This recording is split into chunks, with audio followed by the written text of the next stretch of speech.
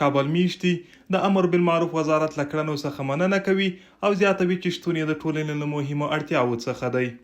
که امر بالمعروف په ټولنه کې نه خو ټول به په طرف د فحشا روان وو. همدا امر بالمعروف دی چې خلک یې رانیولي، خلکو مخې نیولې ده، خلکو ته د الهي لارې هدایت کړی دی چې په دې لاره باندې لاړ شئ، دا ښه لار ده.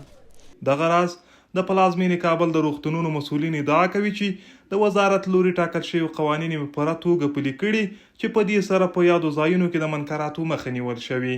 انشالله که فعالیتی را که ریاست امر بالمعروف نهی عن المنکر میکنه این خود سر هر فرد لازمی و ملزوم است که باید خودشان امی اوامر در وجود خود تطبیق کنند.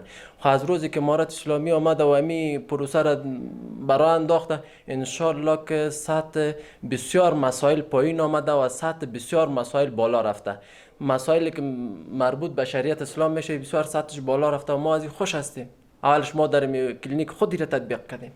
په همدې تړاو د پلازمېنې د یو خصوصي ښوونځي مسؤلین او ښځینه ښوونکي د حجاب عملي کېدل الهي حکم بولي او په روغتونونو او ښوونیزو ځایونو کې تطبیق د منکراتو د مخنیوي غوره لار بولي. این امر هدایتی که داده شده در قسمت نهادهای تعلیمی خیلی ها بر ما کمک میکنه. این تمامش مثبت هست و کارکردهایی که و راهنمایی‌هایی که اونا دارن به صلاح جامعه هست. بالخصوص در نهادهای تعلیمی یک امر حاصل است که باید این اصول مقررات پیاده شود. در کل مثبت هست. حجاب یگانه زیور شخصیت یک انسان مسلمان هست که البته از زنان، البته که در حجاب در هر دو طبقه تاکید شده، اما کیفیت حجاب در طبقه زن و مرد تفاوت داره. و در قسمت حجاب یک زن مسلمان ایره فقط ارزش از ایره تنها یک زن مسلمان میتونه بفهمه. به دلیل از اینکه خداوند جل جلاله ارزش ویژه و جایگاه خاصی را بر یک زن مسلمان در نظر داره که خداوند جل جلاله برای خودش تنها حقی را میگه که حجاب یک زن مسلمان و لباس یک زن مسلمان به چی کیفیت باشه. هر انسان غریزه لري او د دې لپاره چې دا غرایز کنټرول شي، د دې لپاره چې یو ټولنه ټول په ذهن او فکر آرام اوسېږي، خپل دندې سرته ورسوي، دغه د حجاب شتون هم د ښځو لپاره هم د نارینه‌و لپاره حتمي او ضروري دی.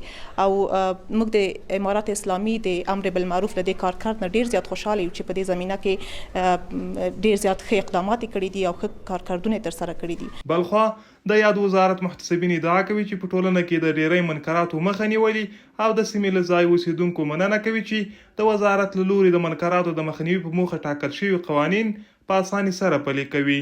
لله الحمد زمونږ افغانان ټول مسلمانان دي او دین ته ژمن خلق دي، په الله په دین باندې مین دي. موږ چې کله ورځو دې سره خبرې کوو د دین په رابطه باندې موږ ته ډېر ښه مخ راکوي، موږ ته ډېر ښه خوشحاله کېږي په راتګ سره چې ورشو او زمونږ نه ډېر راضي دي ځکه دا نظام د دوی نظام دی، موږ دوی ته کار کوو، دوی موږ سره دي، موږ دوی سره یو، نو یو د بل سره لاس په لاس د دین خدمت کوو